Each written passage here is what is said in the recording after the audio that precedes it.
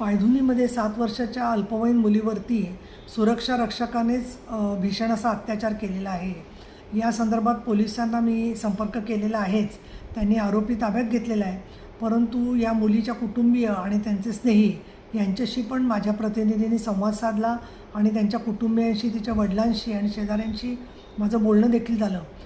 कुठल्याही परिस्थितीमध्ये या आरोपीला फाशी मिळाली पाहिजे हीच त्यांची अपेक्षा आहे आणि मुलीची तब्येत जी आहे त्याच्यामध्ये तिला गंभीर स्वरूपाच्या जखमा झालेल्या आहेत। त्याच्यावरती देखील उपचार हॉस्पिटलमध्ये करण्यात आलेले आहेत। कुटुंबियांचं सांत्वन मी केलं, त्यांना धीर वाढवला आणि आम्ही याच्यामध्ये नसरापूरच्या घटनेनुसारच ताबडतोब न्याय मिळावा म्हणून सरकार प्रयत्न करेल, यासाठी आमचं लक्ष असेल असं सांगितलं। खास करून या कुटुंबियांच्या शेजाऱ्यांची अपेक्षा उपमुख्यमंत्री एकनाथजी शिंदे यांच्याकडून आहे।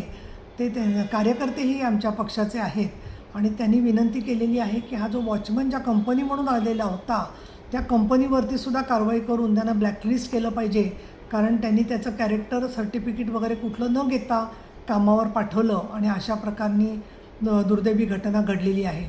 या मुलीचं शिक्षण पुढे चालू राहावं आणि त्याचबरोबर ती लवकर बरी व्हावी या दृष्टिकोनातून मी शिवसेनेचे आमदार आणि स्त्री आधार केंद्राचे अध्यक्ष या नात्याने सातत्याने प्रयत्न करणार आहे आणि यांच्या कुटुंबियांच्या बरोबर आपण सगळे आहोत। आणि म्हणून मुख्यमंत्री देवेंद्र फडणवीस, उपमुख्यमंत्री एकनाथ शिंदे आणि उपमुख्यमंत्री सुनेत्रा पवार यांनी जसं नसरापूरच्या केसबद्दल तातडीने भूमिका घेतली तशी याबद्दलही भूमिका घ्यावी असं निवेदन मी तिघांना तसंच मुंबई पोलीस आयुक्तांना देत आहे।